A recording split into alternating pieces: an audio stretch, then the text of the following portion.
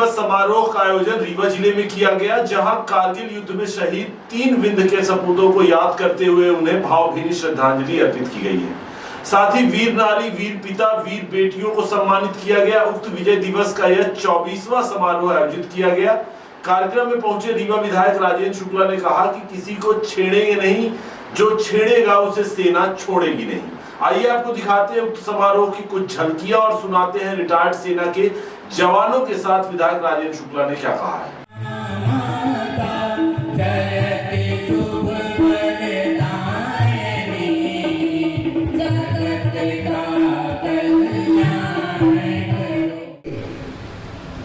हमारे यहाँ की सेना का मुकाबला कोई नहीं कर सकता है, लेकिन जब सरकार भी उसी प्रकार से मजबूती के साथ आंख में आंख डाल के बात करे और इस मंत्र के साथ काम करे कि हम किसी को छेड़ेंगे नहीं, लेकिन कोई यदि हमको छेड़ेगा तो हम उसको छोड़ेंगे भी नहीं, ये सेना का है। और ये कहने में किसी को संकोच नहीं होना चाहिए कि मोदी जी के नेतृत्व में ये ताकत हमारे सेना के नौजवानों को प्राप्त हुई है, उनका हौसला बढ़ा है। जो हमारे पूर्व सैनिक हैं उनके लिए भी 1 रैंक 1 पेंशन जैसी लंबी पेंडिंग निर्णय भी करने का काम सरकार ने किया है। और इसलिए एक ताकतवर देश के रूप में हमारा देश उभर के सामने आया है। अब कोई हमको छेड़ने की हिम्मत नहीं कर सकता। ये वास्तव में श्रद्धांजलि है उन लोगों के लिए जिन्होंने अपनी जान गंवाई। जो उनके लिए असली श्रद्धांजलि है, वो ऊपर से देख रहा है स्वर्ग से कि जिस देश की धरती को बचाने के लिए हमने अपने परिवार को अकेला छोड़ा है, हमारे परिवार की देखभाल कैसे हो रही है, क्या उनका सम्मान किया जा रहा है और हमारे देश की रक्षा के लिए क्या क्या प्रयास हो रहे हैं।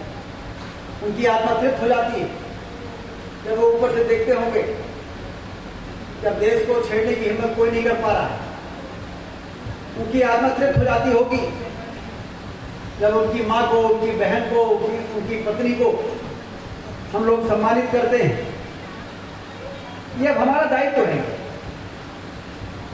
और इसलिए मैं सैनिक कल्याण बोर्ड का अभिनंदन करता हूं कि आप जब तक सेना में रहे तब तक उधर सेवा की और इधर संगठन का काम करके और पूर्व सैनिकों की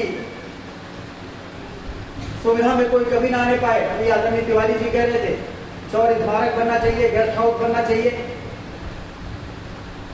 और उसके लिए जमीन से लेके और वो तो गौ सेवा की भी बात कर रहे हैं। मैं अभिनंदन करता हूँ आपको। हमने बेसहारा गायों के लिए सड़कों में घूमती हुई गौ माताएं, ये चलती फिरती देवियां हैं, ये कोई जानवर थोड़ी है।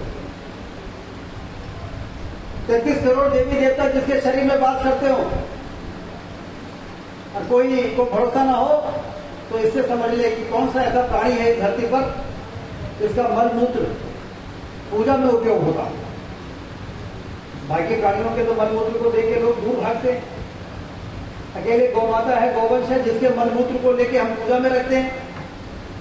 इससे बड़ा प्रमाण और कुछ हो सकता है क्या? उसकी शुद्धता का, उसके ईश्वरत्व का इससे बड़ा प्रमाण और क्या हो सकता है? और जिसके उत्पाद से दुनिया भर के चीजें बनती हैं। गोबर के पेंट की बात कहा आपने, फिनाइल की जगह गोनाइल की बात कहा आपने। खैर, गोबर की खाद से यदि हम खेती कर दें तो तमाम तरह की जो अनाज उससे पैदा होगा उससे हम सबका स्वास्थ्य बेहतर होगा। और इसे हमने पहले लक्ष्मण बाग में 600-700 बेसहारा गायों को व्यवस्थित करने के लिए जगह बनाई। फिर हमको संरक्षक होने के नाते आप सबका स्वागत करता हूं, आपका अभिनंदन करता हूं, आपका वंदन करता हूं और निश्चित रूप से यहाँ पर जितने लोग भी आए हैं वो वाकई आत्मा में स्थान रखकर देशभक्ति और अपने उस सैनिक की वर्दी को याद करके अपने कीर्ति को स्थापित करने के लिए यहाँ पहुंचे हैं। मैं पुनः एक बार उनका आभार व्यक्त करता हूं। क्योंकि माननीय मंत्री जी को कहीं कार्यक्रम में 1:30 बजे जाना था। फिर उन्होंने कार्यक्रम बढ़ाया। मैंने कहा कि नहीं, हम 2 के बाद ही आपको छोड़ेंगे, क्योंकि हमारे सैनिक आपको सुनेंगे और निश्चित रूप से सैनिक इसलिए भी सुनेंगे कि कुछ तो सुनेंगे और कुछ आपसे जानना चाहेंगे और कुछ हम उनको बताना चाहते हैं। आदरणीय मंत्री जी, हमारे यहाँ लगभग रजिस्टर्ड 7,000 और बिना रजिस्टर्ड के करीब 3,000, मतलब 10,000 फैमिली है इस रीवा जिले में। और फौजी जो होता है वो सबसे पहले अगर अपने घर में रहता है तो घर के कमरे में पर्दा लगा कर और शान शौकत से रहता था। हम भी उसी में थे। पर वर्तमान के फौजियों की स्थिति ये है कि 5 साल, 8 साल, 10 साल की नौकरी हुई नहीं कि बच्चे पढ़ाने के काम के लिए हर उनकी बीवी प्रेरित कर देती कि शहर में घर बनाओ। आपको जानकर ये आश्चर्य होगा कि रीवा जिले में, जिसका मैं सर्वे कराया हूँ, क्योंकि मैं तो इंडिपेंडेंट आदमी हूँ, आप ही मेरे शुभचिंतक हैं और बाकी भीतर की बात हम आप जानते हैं, यहाँ बताने की जरूरत नहीं है। मैं यहाँ सर्वे कराया हूँ, 3200 मकान यहाँ से इर्द गिर्द पूरे फौजियों का है और कई मोहल्ला में तो आधा आधा फौजी हैं। इसीलिए जब आप शहर में रहते हैं, माननीय मंत्री जी निर्विरोध लगातार काम करते रहते हैं बिना कोई सोचे समझे विकास का, तो आपको कोई समस्या आए, आपको कोई दिक्कत आए, यहाँ तो वो अधिक से अधिक दिक्कत है नाली की और बिजली के खंभा की। यहाँ हैंडपंप तो कोई दिक्कत है नहीं, गांव है नहीं। हम लोग गांव में राजनीति करते हैं तो देखते हैं कि एक बोझा अर्जी आ जाती है। आज कारगिल विजय दिवस समारोह 24वां हम लोग सब मना रहे हैं और उस कार्यक्रम की तरफ से जो 24वां कारगिल विजय दिवस है, हमारे अखिल भारतीय पूर्व सैनिक सेवा परिषद से हम लोग लगातार इसको मनाते चले आ रहे हैं।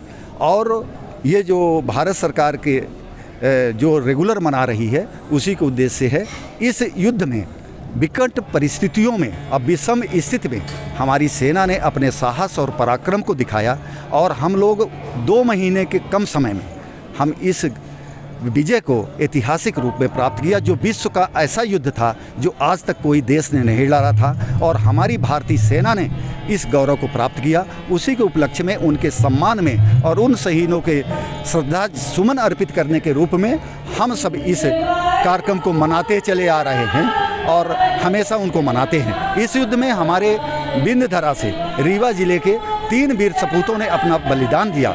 ऐसे बलिदानियों का भी हम लोग आज नमन किए और अपनी वीर नारियां रीवा में इस कारगिल युद्ध के अलावा भी जो भी युद्ध हुए और जो भी आतंकवादी घटनाएं हुई, उन सब घटनाओं के वीर शहीद, वीर माता, वीर पिता और उनका सबका सम्मान भी आज अपने कार्यक्रम के माध्यम से किया गया।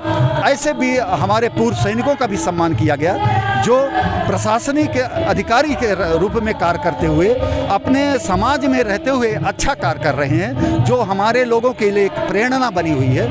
ऐसे हमारे पूर्व सैनिकों का भी आज हम लोग सम्मान किए। मैं सार्जेंट रमेश पांडे, अखिल भारतीय पूर्व सैनिक सेवा परिषद का राष्ट्रीय मंत्री हूं और मध्य क्षेत्र का प्रभारी, महाकौशल प्रांत का महामंत्री का दायित्व है।